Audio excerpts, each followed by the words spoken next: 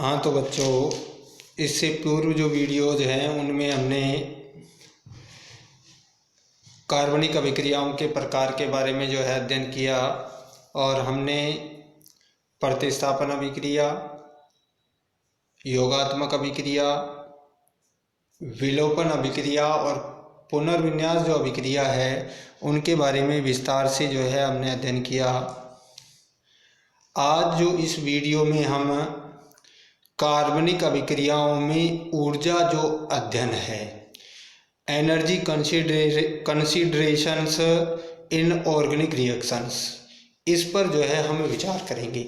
हम ये जानना चाहेंगे कि जब कोई भी कार्बनिक अभिक्रिया होती है तो उसके दौरान जो है ऊर्जा परिवर्तन किस प्रकार से होता है, इस पर जो है आज हम इसमें विचार करेंगे।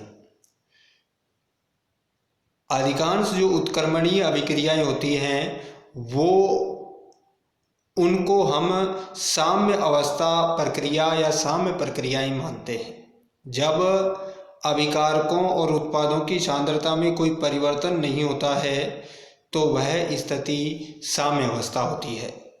यानी कि उत्क्रमणीय साम्य अवस्था की यदि हम बात करें तो हम यूँ कह सकते हैं कि जब अभिकारक और उत्पादों की सांद्रता जो है स्थिर हो जाती है, उनमें परिवर्तन नहीं होता है, तो वो अवस्था जो है साम्य अवस्थाएं होती हैं। और ऐसी अभिक्रियाएं जो कभी जो है पूर्णता की ओर घटित नहीं होती है, कभी भी पूर्ण नहीं होती हैं, उन्हें भी हम साम्य प्रक्रिया मान सकते हैं। और ऐसी अभिक्रियाओं के लिए जो साम्य स्थिरांक होता है,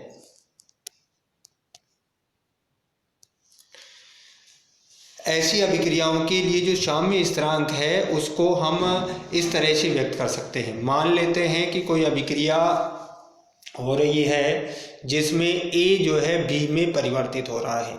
यदि A B में परिवर्तित हो रहा है और ये अभिक्रिया साम्य अवस्था में है तो इस अभिक्रिया के लिए जो साम्य स्थिरांक K होगा वो होगा B की सांद्रता बटे A की सांद्रता के अनुपात के बराबर होगा। इसी तरह से यदि हम A plus B is equal to C plus D अभिक्रिया पर विचार करें तो इस अभिक्रिया में A और B अभिकारक, C और D उत्पाद में बदल रहे हैं, तो इस अभिक्रिया के लिए जो साम्य स्थिरांक है K वो होगा C की सांद्रता और D की सांद्रता के गुणनफल और A और B की सांद्रता के गुणनफल के अनुपात के बराबर होता है।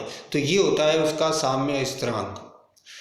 अब ये जो साम्य स्थिरांक K है ये अभिक्रिया ऊष्मा डेल्टा H और एंट्रोपी परिवर्तन डेल्टा S पर निर्भर करता है। यानी कि K का जो मान है वो एंथैल्पी परिवर्तन और एंट्रोपी परिवर्तन डेल्टा H और डेल्टा S पर निर्भर करता है। हम अच्छी तरह से जानते हैं कि डेल्टा H जो है किसी भी अभिक्रिया के दौरान होने वाले एंथैल्पी परिवर्तन को या संपूर्ण ऊर्जा में जो परिवर्तन होता है उसको हम डेल्टा H के द्वारा प्रदर्शित करते हैं। और इस डेल्टा H जो है किसके बराबर होता है, मतलब उत्पादों की जो टोटल बंद ऊर्जा है, कुल जो बंद ऊर्जा है उसमें से यदि हम जो है अभिकारकों की कुल बंद ऊर्जा को यदि घटा दें तो घटाने पर जो अंतर आता है वो आपका एंथैल्पी परिवर्तन या डेल्टा H के बराबर होता है। या फिर हम यूँ कह सकते हैं कि डेल्टा H जो है वो क्या होगा, सिग्मा बंद ऊर्जा उत्पाद की माइनस की जो है सिग्मा बंद ऊर्जा अभिकारक की जो है, इन ऊर्जाओं के अंतर के बराबर जो है एंथैल्पी परिवर्तन होता है। अब हम अच्छी तरह से जानते हैं कि जब दुर्बल बंध टूटते हैं तो उसमें जो है हमें कम ऊर्जा देनी पड़ेगी और प्रबल बंध यदि बनते हैं तो उसमें ज़्यादा ऊर्जा मुक्त होगी। तो इस हिसाब से जो ऊर्जा जो है वो क्या होगी, आपकी मुक्त होती है। इस प्रक्रिया में क्या होगी, ऊर्जा मुक्त होगी। और ऐसी अभिक्रियाओं को हम जो है ऊष्माक्षेपी अभिक्रियाएं कहेंगे।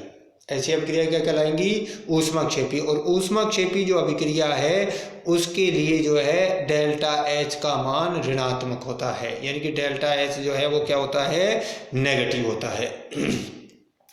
एंट्रोपी परिवर्तन डेल्टा S का जो मान है वो उस तंत्र की व्यवस्था को प्रदर्शित करता है।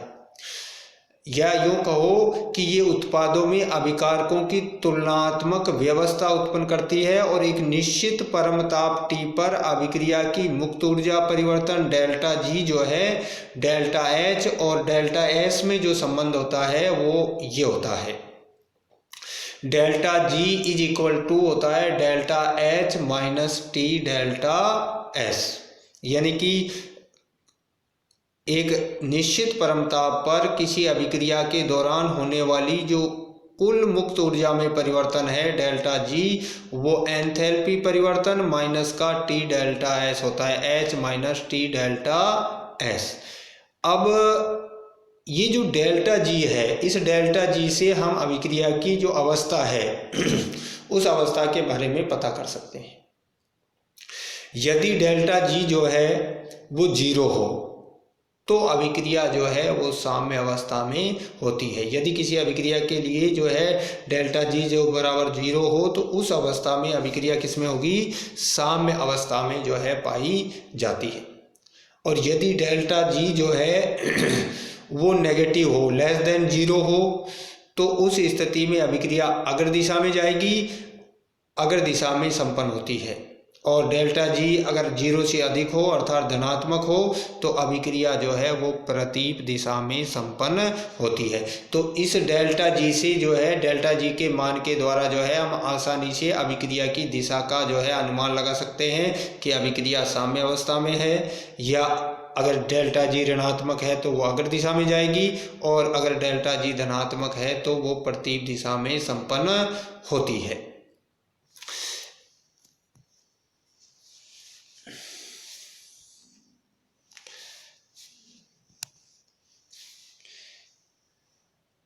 इसके अलावा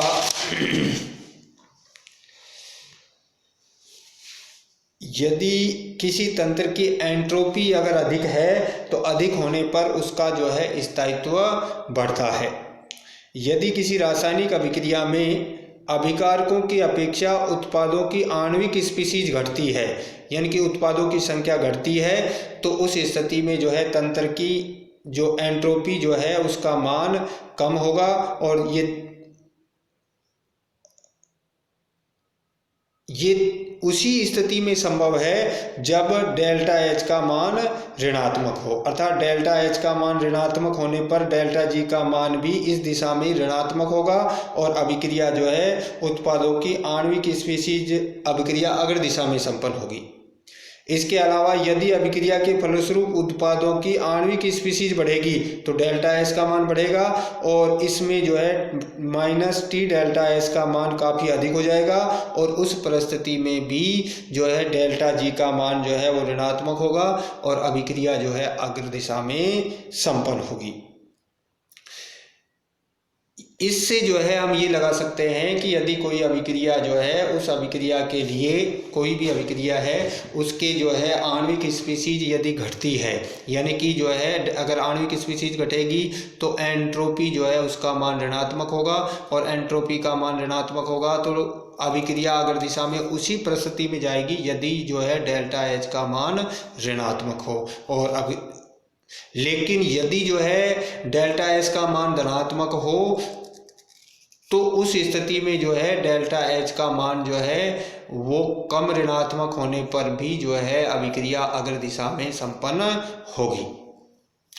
अब यदि हम बात करें कि डेल्टा H और डेल्टा G के मानों को हम एक वायुमंडलीय दाब और 298 केल्विन ताप पर लेते हैं तो ये फिर जो है इनकी मानक स्थिति प्राप्त होती है, यानी कि मानक मुक्त ऊर्जा में परिवर्तन डेल्टा G 0, मानक एंट्रोपी में परिवर्तन डेल्टा S 0 और मानक एंथैल्पी में परिवर्तन डेल्टा H 0 से हम इनको प्रदर्शित करेंगे एक वायुमंडलीय दाब और 298 केल्विन ताप पर। और उस स्थिति में जो अभी समीकरण था डेल्टा G बराबर डेल्टा H माइनस का T डेल्टा S जो है उसको हम लिख सकते हैं एक वायुमंडलीय दाब और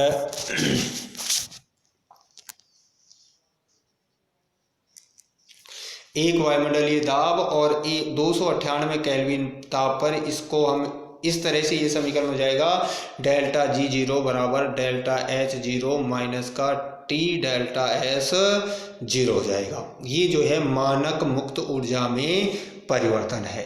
किसमें है? मानक मुक्त ऊर्जा में परिवर्तन। और अभिक्रिया का जो साम्य स्थिरांक के और मानक मुक्त ऊर्जा में परिवर्तन जो है उसमें एक निश्चित संबंध होता है, और वो संबंध क्या होता है कि डेल्टा G0 बराबर होता है -2.303 RT log K। यहाँ पर R गैस स्थिरांक है और T जो है वो परम ताप है। तो ये था अभिक्रिया में जो है के दौरान जो है ऊर्जा परिवर्तन को हम जो है बता सकते हैं, और उसके द्वारा अभिक्रिया की जो दिशा है उसके बारे में भी हमें जो है जानकारी प्राप्त होती है। अब ये जो अभिक्रिया के दौरान होने वाले जो ऊर्जा परिवर्तन है कि अभिकारक जब उत्पाद में परिवर्तित होता है तो किस तरह से जो है उसमें ऊर्जा परिवर्तन होता है, और टोटल जो है एनर्जी में परिवर्तन किस प्रकार से होता है, इसको जो है हम एनर्जी आरेखों के द्वारा व्यक्त करते हैं। और ये जो एनर्जी आरेख हैं उसमें जो उसके बारे में हम इससे अगले जो वीडियो में जो है विस्तार से चर्चा करेंगे कि किस तरह से जो है अभिकारक उत्पाद में बदलता है तो एनर्जी में किस तरह से परिवर्तन होता है। और आज जो है हमने इनके जो है मुक्त ऊर्जा परिवर्तन, एंथैल्पी और एंट्रोपी में परिवर्तन जो है उनके मध्य संबंध डेल्टा G बराबर delta H minus T delta S के बारे में विस्तार से चर्चा की। तो आज के लिए इतना ही। धन्यवाद।